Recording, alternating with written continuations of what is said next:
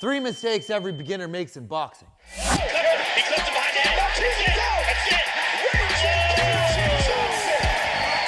Yeah, I see this all the time. Person's new, they're for their first time sparring or doing live training, and the person starts throwing at them and they make this move.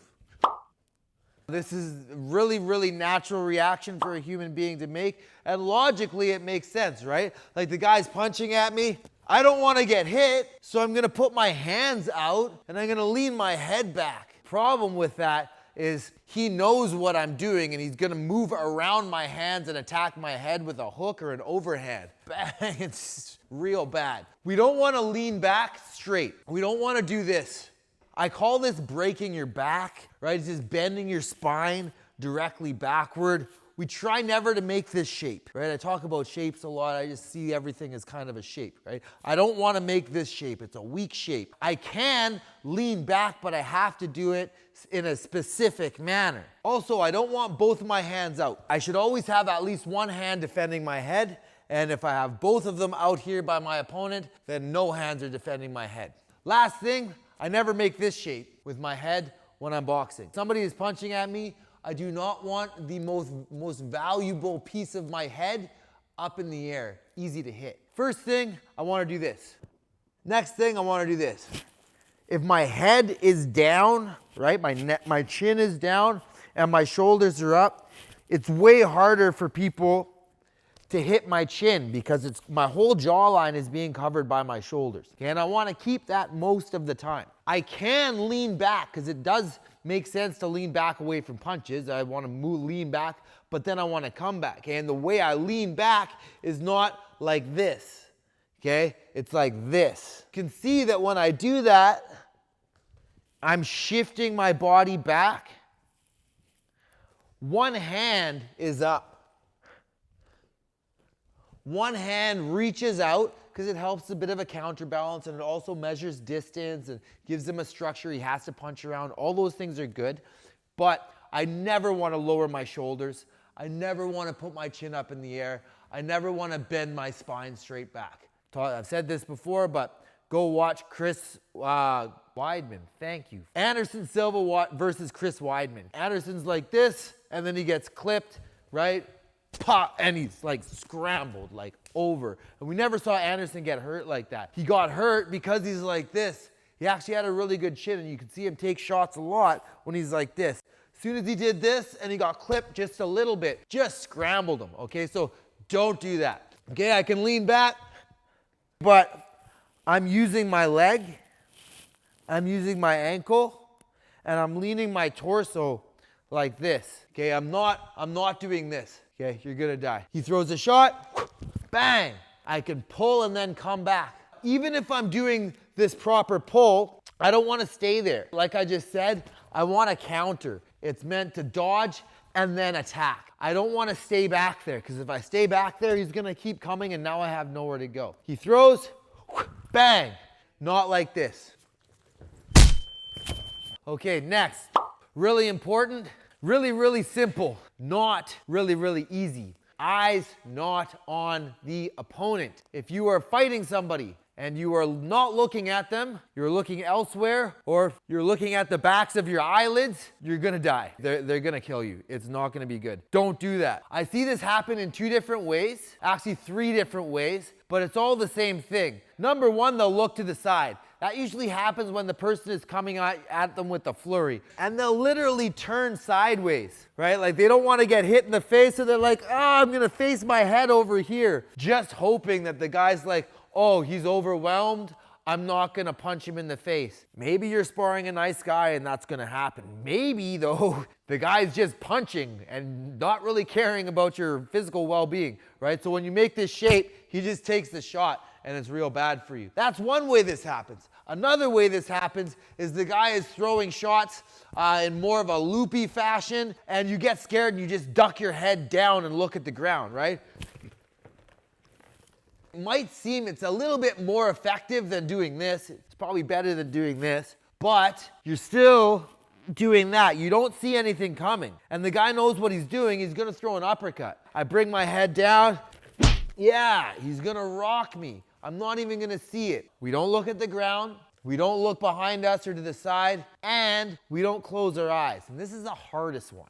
Okay, this is the hardest one, and not close your eyes. Because when things are coming at you, it's your natural reaction to close your eyes. Somebody throws sand at you. You don't want sand, and your eyes are gonna be like, don't do that, right? But when it's punches, you have to be able to see them in order to defend them. If he throws his cross, I need to look at it, have my hand up, and block with the appropriate block for that situation, which is impossible, right, if my eyes are closed. I never know what's gonna happen. Throw like a 2-3-2 or something. If my eyes are closed, like I told him to throw it so I could kind of pick it off, but if my eyes are closed, I don't know when anything is coming. Okay, I don't know what is coming, and something is gonna land. You might just be closing like that. Even that, not a good idea. The best way to do this is to get a person to just do offense, right? Make it really simple offense too, like just throw 1-2 at me, or just jab. Something that you actually know how to defend, something you know how to block.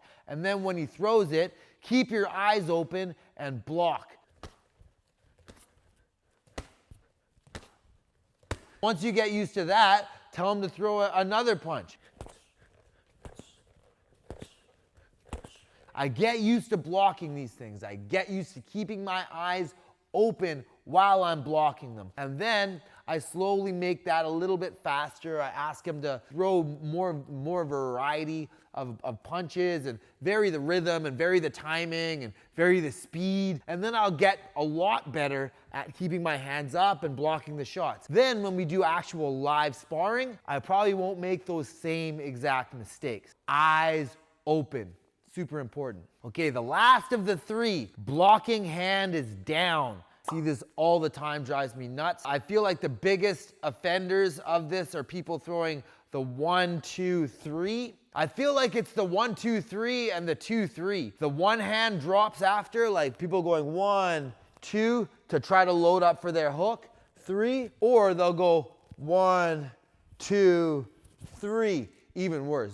The last one is probably what most beginners do. That can just get really bad for a bunch of reasons. I throw the jab, boom. I throw the cross and my hand is down, bang, right? I'm out. Same thing. I go 1, 2, and then I throw the 3, bang, and I walk right into it. It's really bad because it's not just that my hand is down and I'm going this way. If this hand was down, but my body was moving like this, it wouldn't be as bad. Or this hand being down and my body is moving like this, that's not as bad.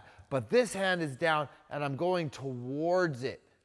So when that happens, it's like a double impact, head-on car crash. Not somebody getting rear-ended while already driving, that's not that bad. If you run into each other at full speed, that's horrible. You will probably be sleeping and maybe have jaw damage, depending on where it lands. You want to make sure the other hand is plastered. Throw my jab. As I'm throwing my cross, my jab comes back.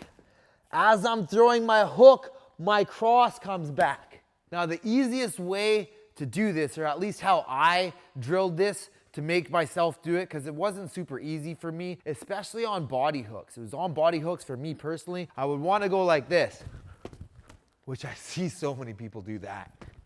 I would hit myself with the other hand on the bag. So I would get to a bag, imagine he's a bag, and I would just go like this. Boom, boom, boom, boom, boom. I actually hit myself with the other ones, because if I can feel it, then I know what's up. When you're sparring or you're training, you don't actually know what your hands are doing if you're just using your eyes. Use your sense of touch. It's much more beneficial. On that 1-2-3, feel the hand on your face. Okay, I throw my jab, I can feel that on my face. I throw my 2, I bring that back and I make it actually impact a little bit so that I can feel it. On my 3, I make sure I can actually feel that. That way you know it's up, because if you touch it, you can feel it, and then you know it's up. Otherwise, you think this is up.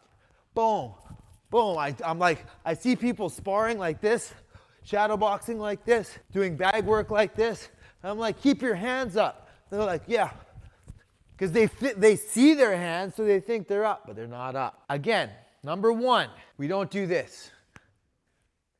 No lean back. Don't break your spine. Keep your chin down. Keep your shoulders up. Always one hand is up.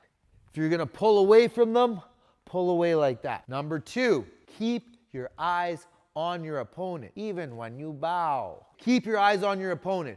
Don't look to the side. Don't look over here when they're fighting you over here. If they're attacking you, don't just go straight down. You bring your head straight down, eventually somebody's gonna throw an uppercut, or if you're kickboxing, you're doing MMA, even worse, they're gonna knee you in the face or kick you in the face. Number 3, we don't wanna blink. So when those punches come in, you wanna, if it hits you, make it hit your cornea, okay? I'd rather see it coming and get my cornea scratched than close my eyes and get hit by a shot I don't see. It will do so much more damage. Lastly, keep your opposite hand up. Throwing 1, 2 is up. If you're throwing 2, 3 is up. Throwing 3, 4 is up. Always boom, boom, boom. Bring him back to your face or you'll end up on your face.